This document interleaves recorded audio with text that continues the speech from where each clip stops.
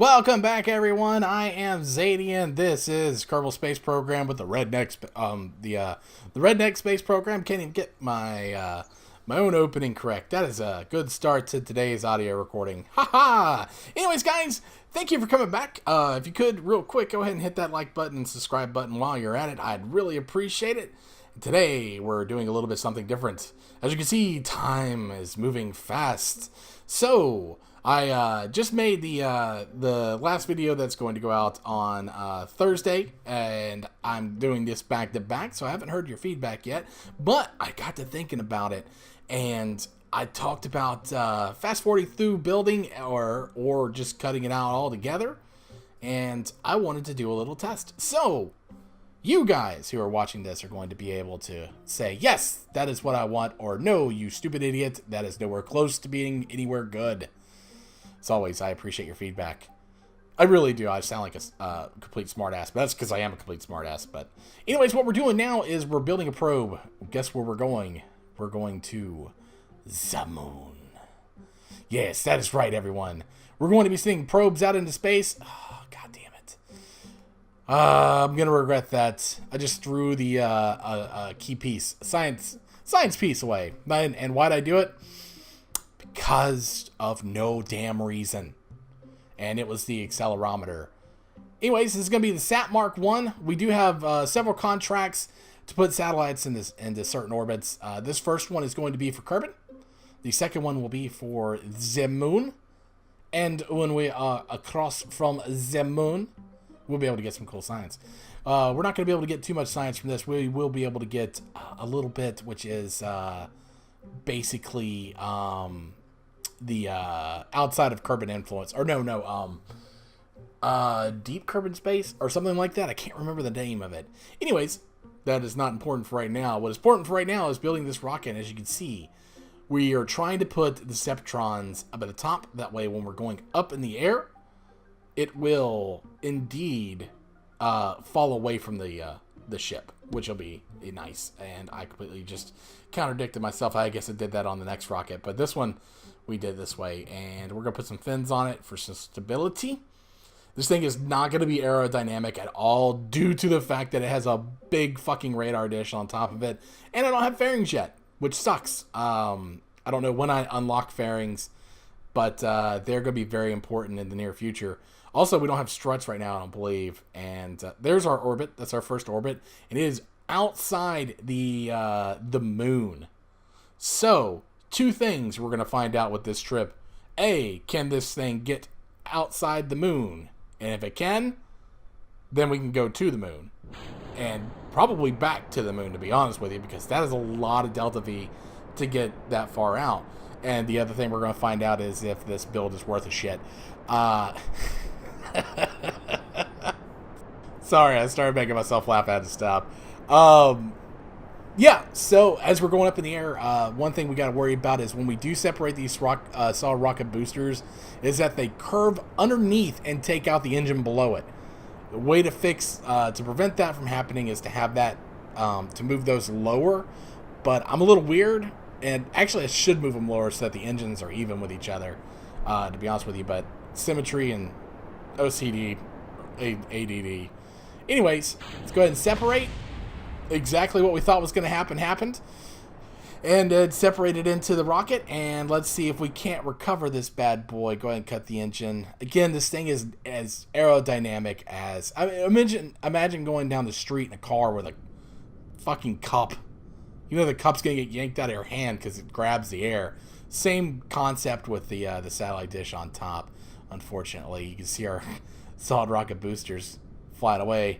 We're just barely getting control of this bad boy. Go ahead and boost up. We're going to have to fix our orbit anyways. Haha, suck you, solid rocket booster. You can go ahead and go and crash to the ground. I'd appreciate that. And we are almost out of the second part of the atmosphere, the bright blue. And once we get out of that, we'll be fine.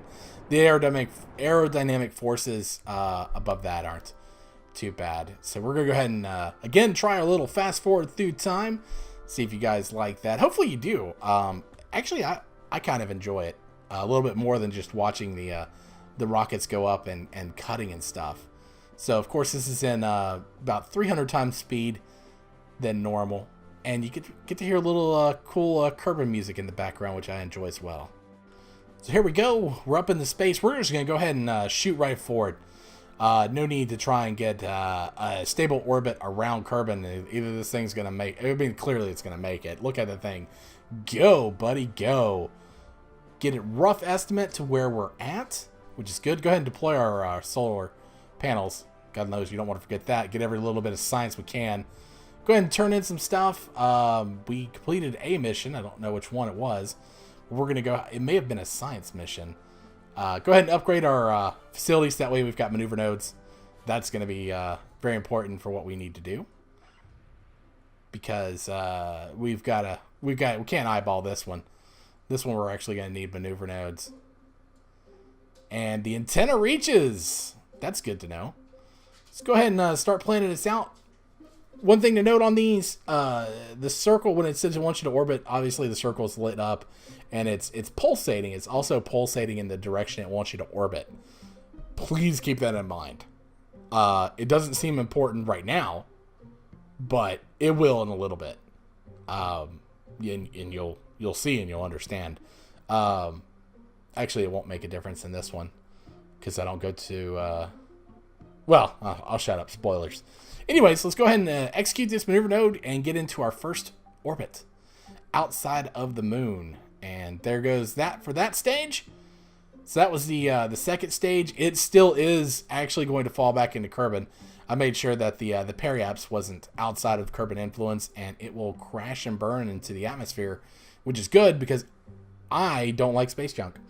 And as you can see right there, we got an incursion with the moon.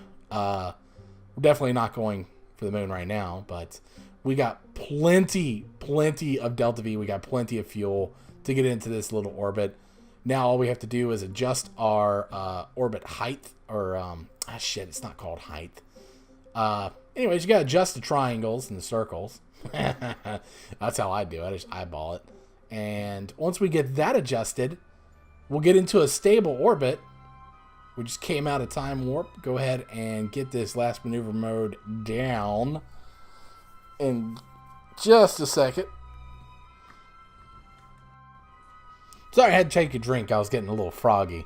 Anyways, yep, go ahead and execute this last maneuver node. This is changing the our orbit to where it's going to match the target orbit enough to where it's going to give us the mission, which it should in any second now. Bam, I think it just gave it to us. Ta-da!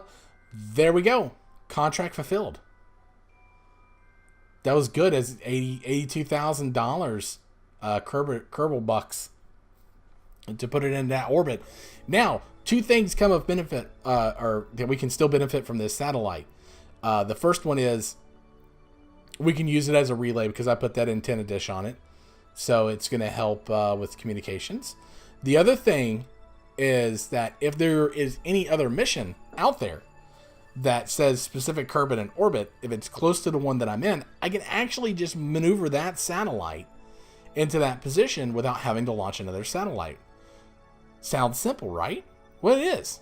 So now we got an extra we got a satellite out there that we can maneuver and get more contracts and get more science from via the contracts. But a lot of the contracts have just like a little bit of science in them. Yeah, and it's communications array. We went there and unlocked the crew cabin and the re-entry shield, I believe. Maybe we didn't. Yep, there it is. So this Kerbal's coming back, baby. They're going to survive. They're going to survive. I sounded like little Nicky there for a second. Hi, guys. Oh, my God. I just realized how old I was. It's not every day you have an existential crisis while you're recording. Wow. Oh, for those of you who are wondering, I'm 35 years old and was born in 1981. Therefore, I am old. And I remember when Adam Sandler was good at making movies. I know that's strange. It is.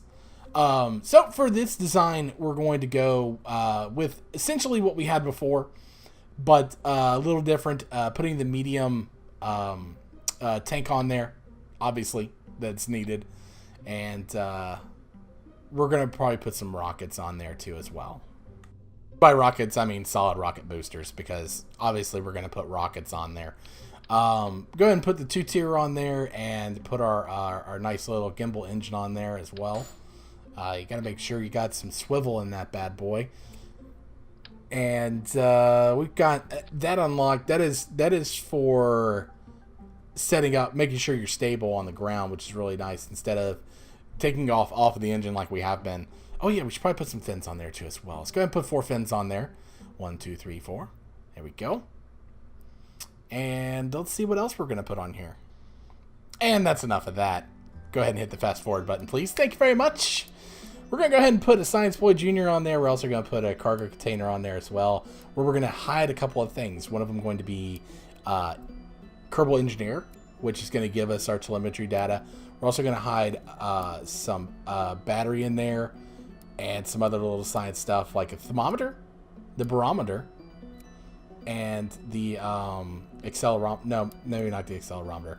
Go ahead and put a battery on there so we make sure we still got plenty of power. Go ahead and put some solar panels on there as well. We want to make sure we have plenty of power. And then for stability, we're going to throw that bad boy on there. That way we're not going to topple over like a jackass. We're going to go ahead and select Jebediah. He is our new pilot. We need to get him qualified. The quicker we get him qualified, the better life is going to be. And as you can see, we just fell out of the time warp. We're going to name this thing Orbit Mark 1. As you can tell, I am very creative with my names, and I am very proud of them. Not really. There's such shit names. Yeah, Blue Sky Mark 1. Let's go ahead and let's forget that ever happened, shall we? Yeah. Yeah. Hit the delete button. Yes. Anyways, so we've got the Orbit Mark 1. Now let's go ahead and shoot this bad boy out into the damn space. And keep it with the spirit of things, what we're doing here is we're going to increase the speed and get that bad boy up there as quick as possible. Take our science as much as we can from the launch pad. There are a few things in here that we haven't gotten yet. And some things that we have had. But anyways, go ahead and launch this thing off. It should be fairly good. We've had rockets very similar to this. As a matter of fact, this is probably one of the most reused designs that we've had for both satellites and now Kerbals. This is the second Kerbal to go up in a design like this. The only difference is the stuff like having a heat shield, which I can't imagine for a second that's important at all. Not at all. But anyways, we got the heat shield going. We've also got battery, the compartment, Science Junior. So it's got a little bit of different stuff in it, but it's also got a lot more fuel. So getting into orbit should not be a problem. As a matter of fact, I know for a fact we're gonna get into orbit, and it's not because I've looked ahead, which I did. It's not because of that, and it's definitely not because I played it, which you would think I would know because I played it rather than actually gone and looked ahead in the footage. Now I'm thinking about that. That's a dumb statement. I'm gonna take that out, but I'm not really. It's gonna gather all the sciences we can while we're here. Ooh, look at that red X. That's a mod that I've got on there. It actually tells you we're gonna come down since we upgraded the Space Center. We're just going to eyeball this orbit. No need to get fancy with maneuver nodes. I've gotten actually pretty decent at putting things into orbit, if I do say so myself. As a matter of fact, we're getting ready to pop into orbit right about now. There we go. A little bit more. We're going to get a little bit more. Got some science popping up. And some EVA reports. This is the thing I was telling you about with the EVA reports. Should do a polar orbit. That way you can get all the biomes. And it actually adds up. That's pretty decent science that you get from that.